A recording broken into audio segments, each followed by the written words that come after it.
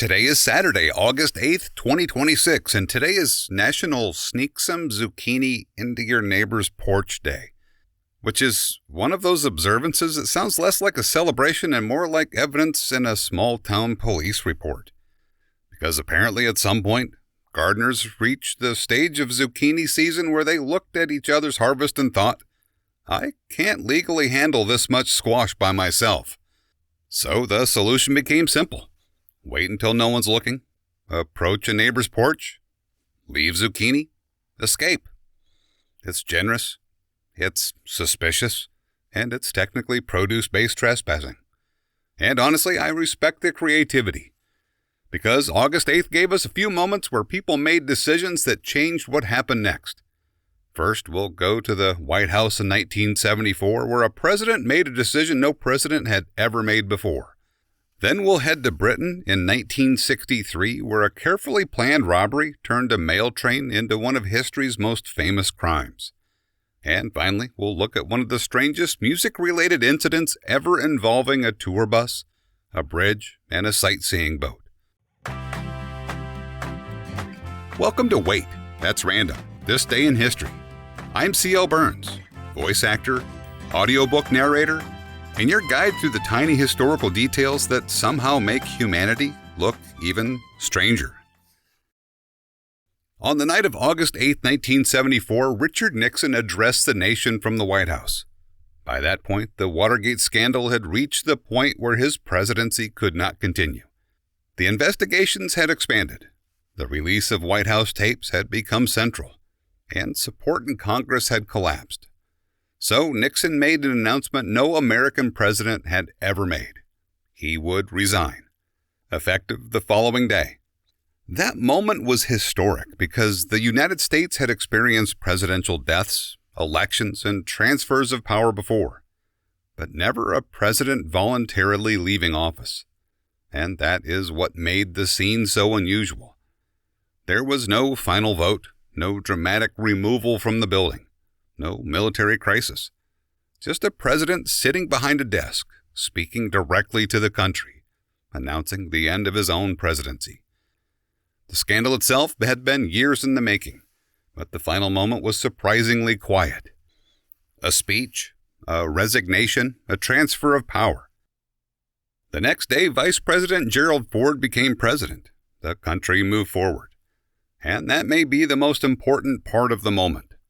A constitutional crisis happened, and the system continued.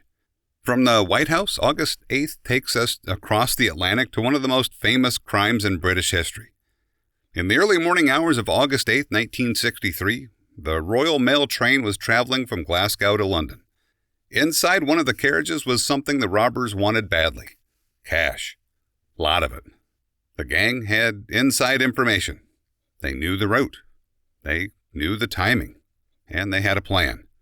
They tampered with the railway signal, forcing the train to stop near Bendigo Bridge in Buckinghamshire. When the driver stopped, the gang moved in. They separated part of the train, forced it further down the line, and began removing bags of money. The amount stolen was around £2.6 million, a fortune at the time. But what made the Great Train Robbery unforgettable was not just the money. It was the image. A train stopped in the darkness. A signal changed. A group of criminals carrying out a carefully planned operation. It felt like something from a movie. But the reality was much less glamorous. The train driver was attacked. The investigation that followed was massive. The people involved were eventually caught, and the consequences lasted far beyond the night of the robbery.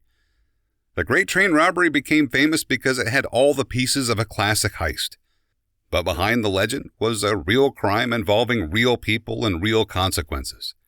And sometimes the moments people remember most are not the ones anyone planned. On August 8, 2004, a Dave Matthews Band tour bus was crossing the Kinzie Street Bridge in Chicago. Below the bridge, a sightseeing boat was moving along the Chicago River. The passengers on that boat expected to see architecture. They expected to learn about buildings, bridges, and Chicago history.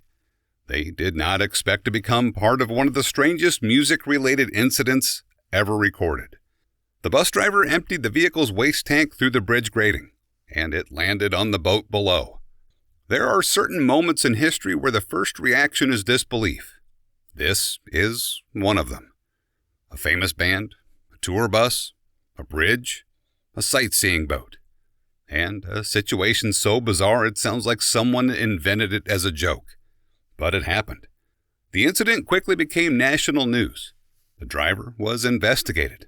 The band members were not on the bus when it happened, and the aftermath included legal consequences, apologies, and efforts to make things right. But the reason people still remember it is not because of the investigation. It is because the entire situation is almost impossible to imagine. History is full of moments where the details are so strange they seem fictional. And sometimes those are the stories people remember the longest. And that makes me think about someone whose origin path was supposed to look very different. Before Hollywood knew her as a movie star, she was training for something completely different. She was an athlete, a swimmer, someone whose future seemed headed toward the Olympics. But then the world changed, and so did her path. Today we're talking about the one and only Esther Williams, born August 8, 1921. Before she became famous for Hollywood's spectacular aquatic musicals, Williams was a serious competitive swimmer. She trained at an elite level and was expected to compete in the 1940 Olympic Games. Then, World War II changed everything. The Olympics were canceled. The future she had been preparing for disappeared. But the ability that made her a great athlete did not disappear. It just found a different place to go. Williams joined Billy Rose's Aquacade, a swimming performance show that combined athletic ability with entertainment. Hollywood noticed. And suddenly, the thing that had been preparing her for competition became the thing that made her unique in movies. During the 1940s and 1950s, Esther Williams became famous for elaborate aquatic musicals. These films turned swimming into spectacle. Massive pool sequences, choreographed routines, Hollywood glamour built around something audiences had never seen before. What makes her story interesting is that she did not become successful because she abandoned her original dream. She succeeded because she found another way to use the same talent. The training stayed. The discipline stayed. Only the stage changed. Anyway, August 8th is a reminder that history rarely follows the path people expect. A president left office in a way no president had before. A carefully planned robbery became legend. A bizarre accident became impossible to forget. And an Olympic hopeful found a completely different way to turn her talent into a career. Sometimes the biggest changes happen when the original plan disappears. And sometimes the unexpected path becomes the one people remember. And that reminds me of something Esther Williams once said. I always took my strength and made it work for me. If you'd like to explore more of my work, books, narration, or ongoing historical curiosity, you can find it all at waitthat'srandom.com. I'm C.L. Burns, and I'm glad you were here for this one. I'll see you tomorrow.